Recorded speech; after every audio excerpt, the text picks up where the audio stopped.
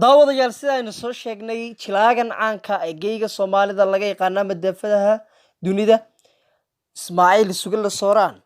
ayaa muddadii ugu dambeysay ayaa la sheegay ama baraha bulshada meel kasta dhanka YouTube-ka, Snapchat-ka, Instagram, Twitter, Facebook iyo pages-ka kale la soo dhigay in lagu jir dilay magaalada Bohole. Ismaaciil Sugilla Sooraan waxaanu sheegay haddii uu tago xamar in aanay mushakilad weyn ama wax mushkilad weyn aanay jirin halka la sheegayo dhammaan jilayaasha caanka ama fanaaniinta sanadadan ugu dambeeyay ama idoorada ugu dambeeyay in lagu jir dilayo meel kasta oo ay maraan jilayaasha kale loo yaqaan Mirqaan Marooji iyo Murxiye kuwaasi oo tagay Soomaaliya oo aan waxba laga qaban ayaa jilaagan weyn waxa uu damcay in uu Soomaaliya ama dhakaya xamar uu ku soo jilo filmaantiisa walow kana jilaagan weyn uu gaaray da ama weynaaday taasi oo filmaantiisu aana imika dardar ama aad aan u badnayn aanu soo dhigin barta uu YouTube-ka ku leeyahay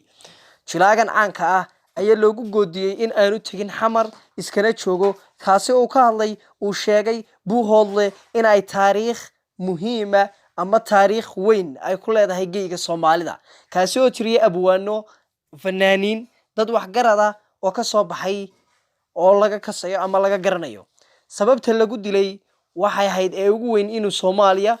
tago taasi oo loo diidan yahay Ismaaciil Sugilla Sooraan waxa uu ka mid yahay jilayaasha farkutiriska taasi oo dadku aad ula dhacaan daawadayaasha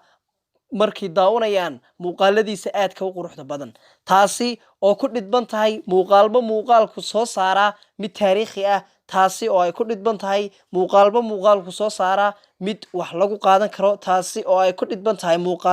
muuqaalka uu ka dambeeya uu soo saara ay tahay wax mug iyo miisaan iyo maqaam leh taasi oo aanu iska soo saarin sida jilayaal kale oo caan ah laakiin uu ka fiirsaday riwaayada uu metelay iyada daawade aad baad u maadsantay maanta taasi ayaan doonayaa inaan kula wadaagno Ismaaciil Sugilla Sooraan wixii dambe ee soo kordha bartaan YouTube-ka ku leenahay maxdikma waa la soo socodsiin doonaa hadduu Rabbi idmo daawade Allah ku sharfo nagu sharf subscribe like share and comment aad baad maadsantay muuqaalkan inta aad daawanaysay siina share garee thank you so much